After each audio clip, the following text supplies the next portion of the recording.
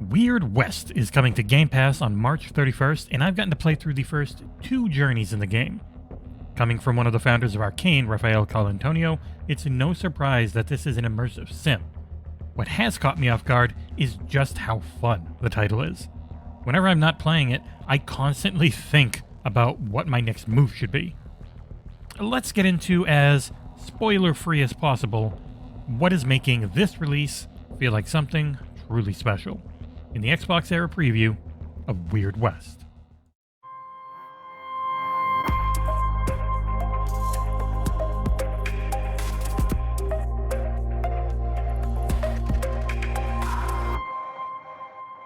Things start off rather brutal with the first bounty hunter journey. After a quick introduction to the type of world you're playing in, your character is off. Each play section is a chunk of land, sometimes big, sometimes small. And once you've done your business, you run near the edge of the area and can access the main map. Time is constant, and a full day-night cycle is present as well. Various enemies or objectives only are available at a certain time of day. And time-wise, certain side and bounty hunting missions are tied to a rather generous amount of in-game time. Whenever you travel on the map, you'll be told exactly how much of that time you'll be using up to get from one location to the next. I'm normally the type that hates timers in video games, but this system is generous enough, and through the first 2 journeys, has only used them on side content. Also, often while traveling between places, you'll run into random side events that can be good or bad in nature, and this didn't occur so often that I found it annoying. But there were a few times where I was low on HP and desperate to get to a city, only to be ambushed by some zombie bee creatures and forced to fight for my barely held on life. Just what type of game is this, though? It is a 3/4 view twin-stick action RPG with randomized elements mixed into each playthrough.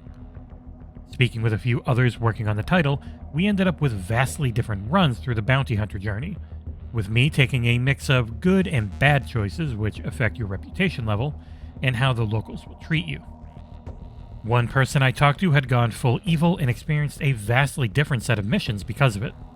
This is a dark and brutal chunk of old America, but if you simply murder any and everything, you will build up vendettas and bounties against you that make things all the more challenging as you progress.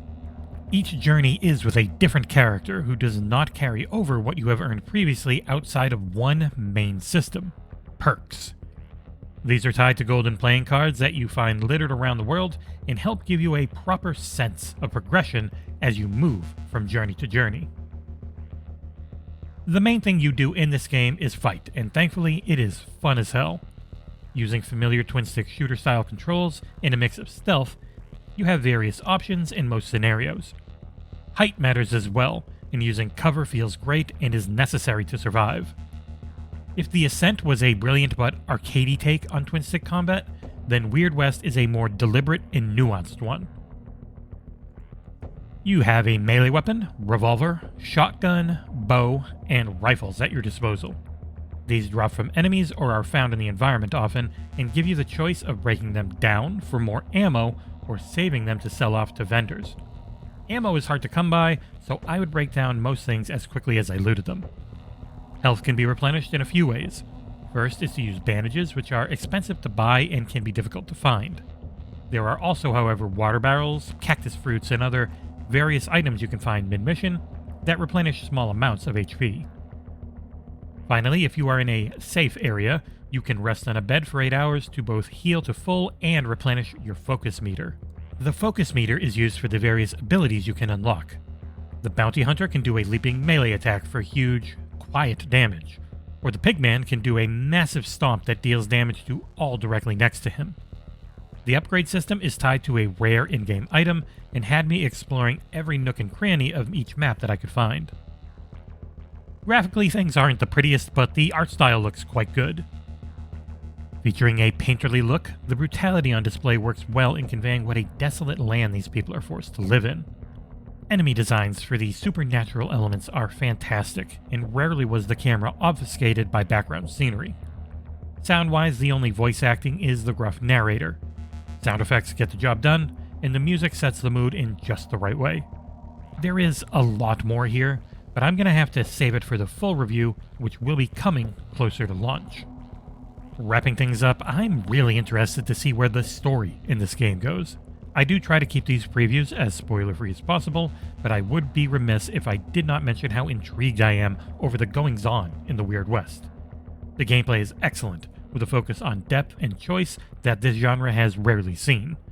The title is coming to Game Pass on day one, so keep an eye here closer to launch for our full review to find out if it keeps its early game momentum and is worth a download. If you can like, comment, and subscribe, it really does help the channel grow, but you can also visit us at patreon.com/XboxEra if you really want to help out. And we'll see you here next time.